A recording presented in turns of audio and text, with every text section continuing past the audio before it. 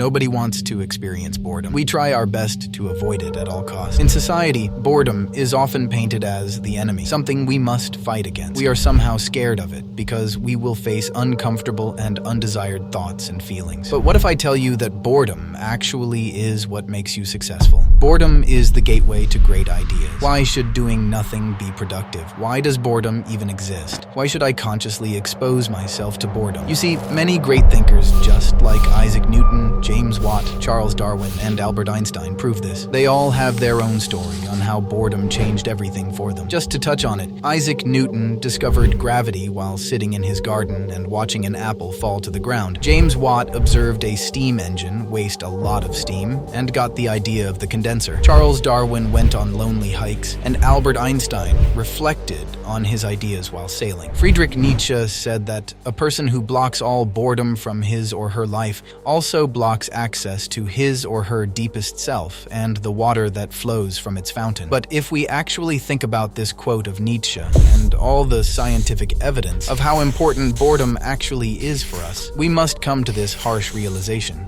Almost everyone nowadays is constantly flooded with opportunities for instant pleasure, entertainment, and distraction, blocking this deepest self. Whether this is watching tons of self-improvement videos on YouTube without taking any action, playing video games, watching movies and series constantly, or scrolling your life away on social media. All of humanity's problems stem from man's inability to sit quietly in a room alone. Everybody has his own way to escape boredom, and I want you to think about what's the one thing you know you shouldn't do, but that you still do. You actually never really let your mind think on a deep level, because all this constant distraction and external stimulation prevents your mind from ever being in the default mode network.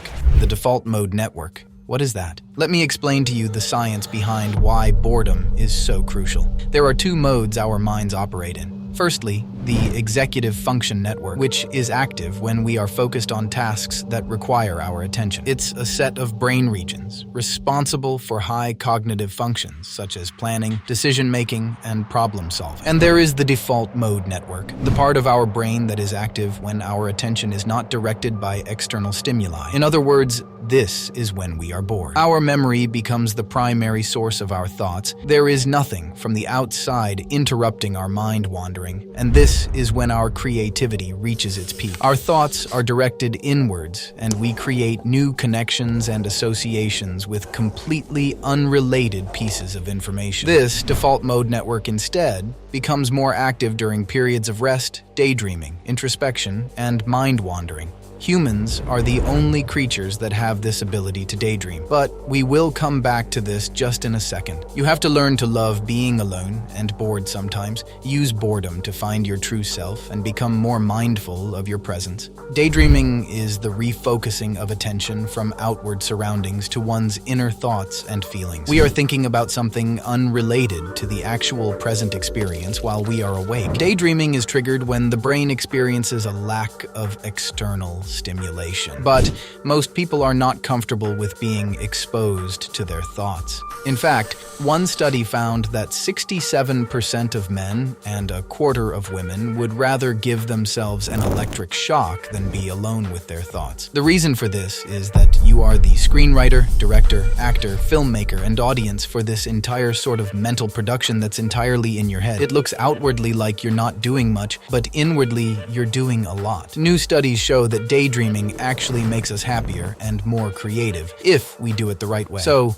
rather than allowing your daydreams to occur randomly or without direction, you should actively choose the content of your daydreams. Try to consciously take more time off. Take time to do nothing. Get comfortable with your own thoughts. Explore yourself. Go on walks. Just lie down in your bed and be bored. Use boredom to your advantage and see how it will slowly change your life. You will get new ideas, new ambitions, and new aspirations. Subscribe if you enjoyed this video. Take care.